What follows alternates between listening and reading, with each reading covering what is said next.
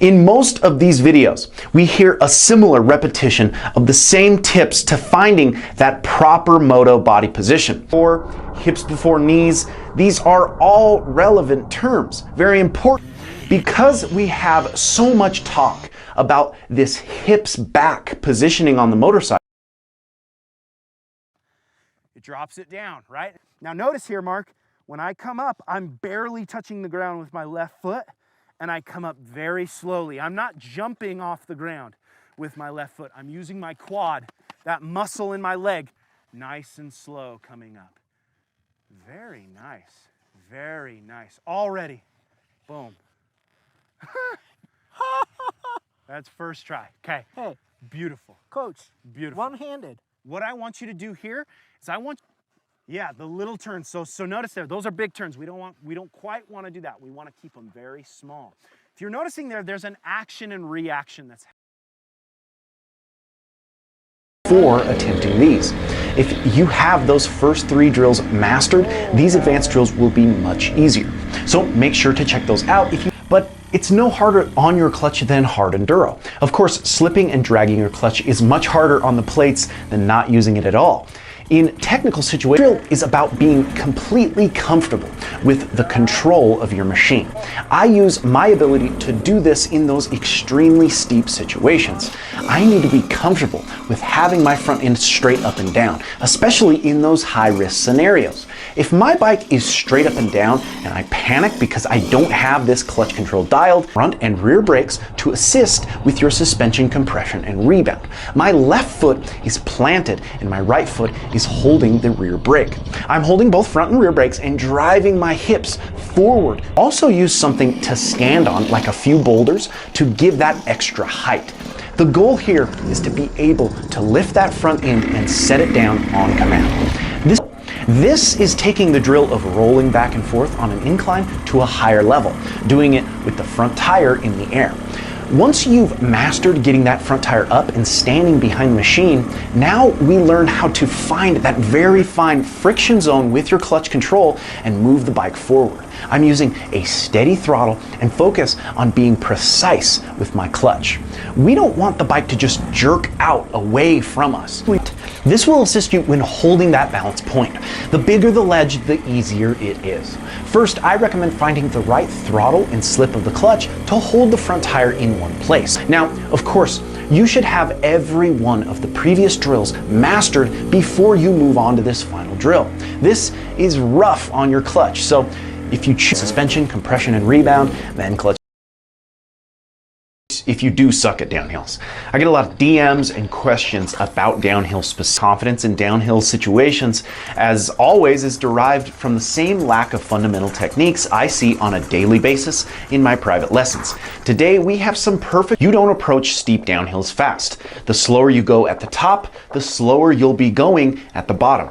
Well, if you don't have your static balance completely dialed, you probably suck at really steep downhills. My goal in basically any downhill is to be able to stop at any given time.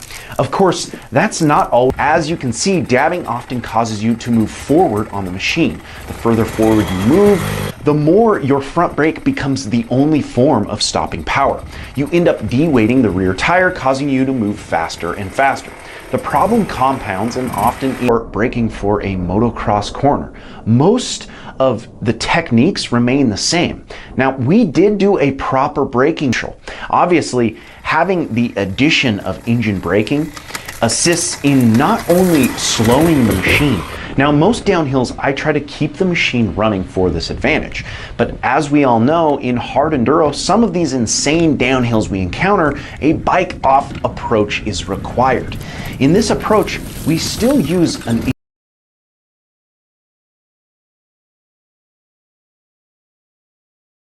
machine. We slip the clutch and we stand up, just like that. Come to a stop. Now notice here, Mark, stand up using that muscle. Same thing with your left leg.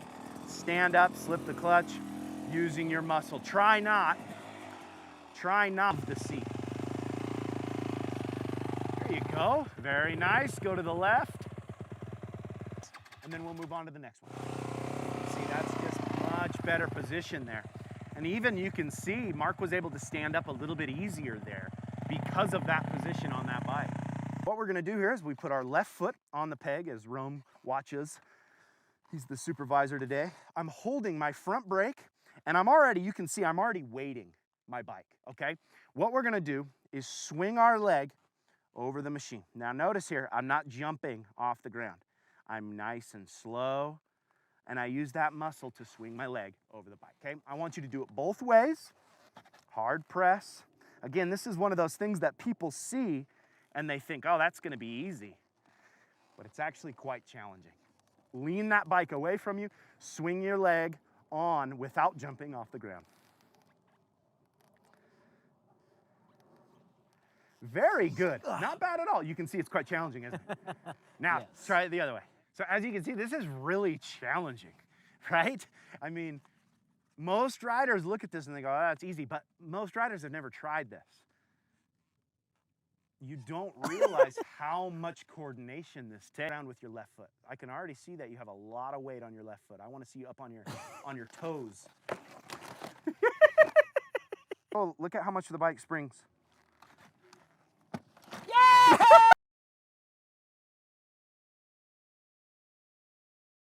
Leaning that machine. Notice how we're letting that bike lean over. Control that pace, maximizing. You notice there, I'm not going directly to each cone. I could go straight to it from here. I want to move up. That way we don't compound our turn, compounding and making it harder and harder each time, right? We continue to kind of maximize each turn. The truth is, this is going to be about the same amount of turns that you made last time. It's going to be very similar. Notice how far up I go. That way, we are inside of this final cone. That makes sense? I want to see you do it both. Maintain your pace. Breathe the whole time. Maintain your pace. There you go. Keep going. Keep going. Keep moving. Keep moving. Back. There you go. Keep moving. Keep moving. Towards me. Keep moving. Back. Better.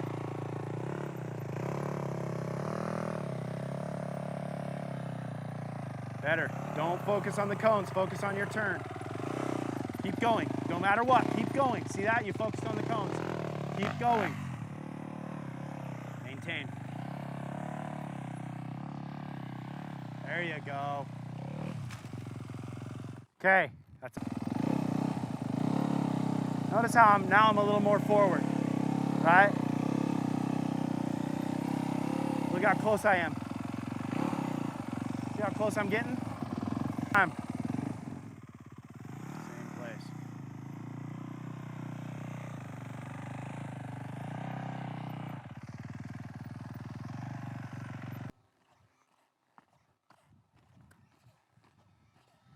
Oh, okay. I misrouted. Okay. Good.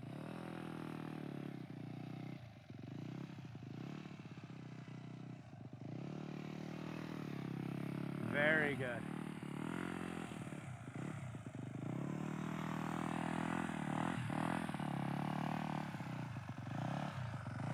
Very good.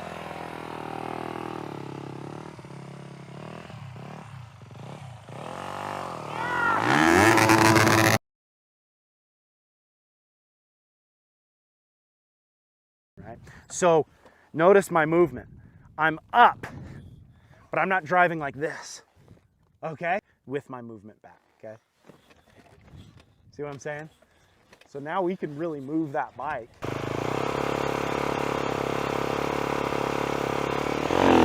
Hey, right there. Oop, okay, now we're gonna use that rear.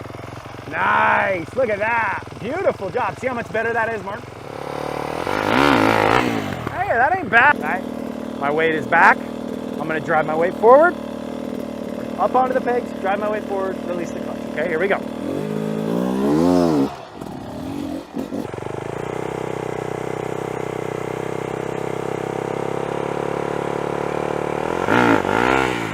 Not bad. So yeah! All right. Yeah, that was great. And spinning the bike around on a dime as you traverse a steep uphill.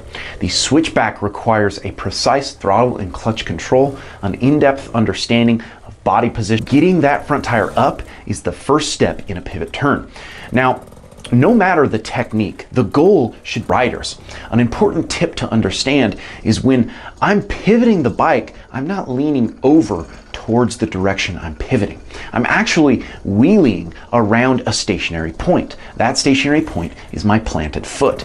If you lean the bike in the direction you're pivoting, this front tire lower to the ground. It increases my moment of inertia and decreases my momentum, making it harder to spin or pivot. Of course, the less the incline is, the more comfortable you'll be. Although the steeper the incline is, the easier it is to initiate that high front tire.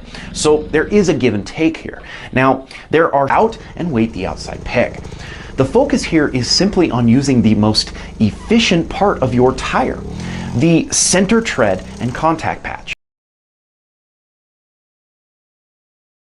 Go, first blip, 1, 2. Let's do it one more time just so you can hear. 1, and then a big load into the obstacle. 1, 2. You can see there, front brake. I use compression with my front suspension to get my front tire into the air, okay? So that's saving me energy, making me much more efficient. So I'm gonna drive my weight forward, holding in that front brake all at the same time, and then we slip the clutch and throttle with the rebound of the suspension. There's a lot going on here, right? So here we go, drive weight forward, boom, back.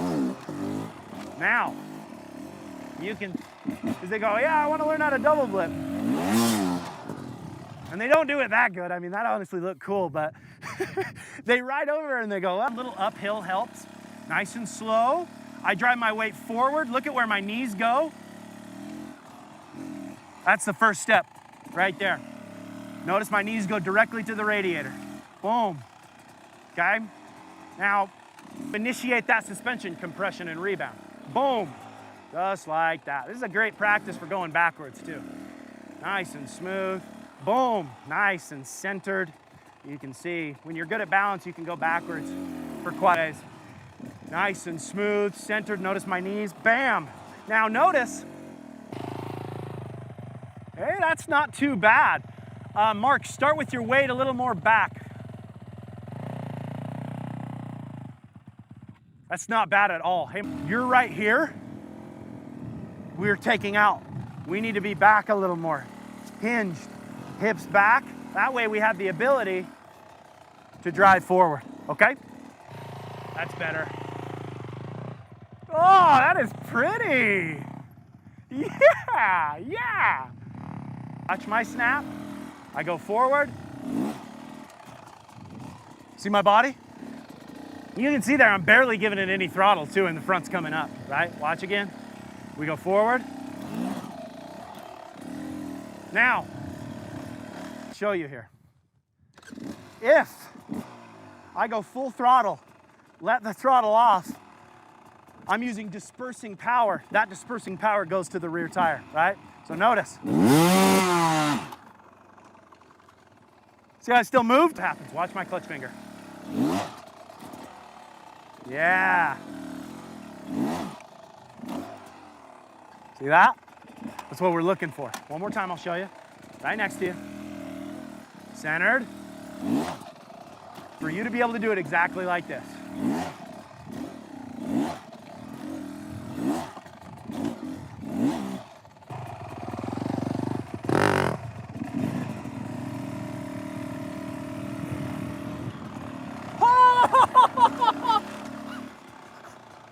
That was great. Perfect. That was actually pretty good. And then centered, controlled. There it is. That's pretty. Oh, that was it! Nice and smooth. Hey! Until next time, keep shredding.